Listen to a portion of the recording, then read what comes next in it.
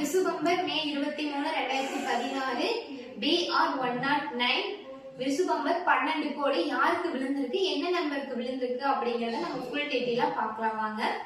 12 கோடிக்கான ticket number வந்து BV 135452 அப்படிங்கிற நம்பருக்கு 12 கோடி விழுந்திருக்குங்க.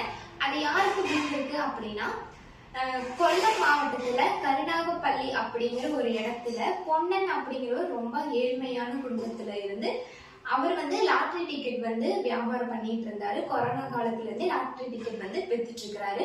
அவரோட மனைவி வந்து ராதாமணி, அவங்களுக்கு வந்து ஒரு மகன் இருக்காங்க. மகன் வினோத்குமார், அவர் வந்து மாற்றுத்திறனாளியா இருந்திருக்காரு. அவர் சொந்தமா லாட்டரி வித்துட்டு இருக்கும் போது அவர் தனக்குன்னு சொந்தமா ஒரு நம்பர் 2ன்னு முடிகிற நம்பர் வந்து எடுத்து வச்சிருக்காங்க.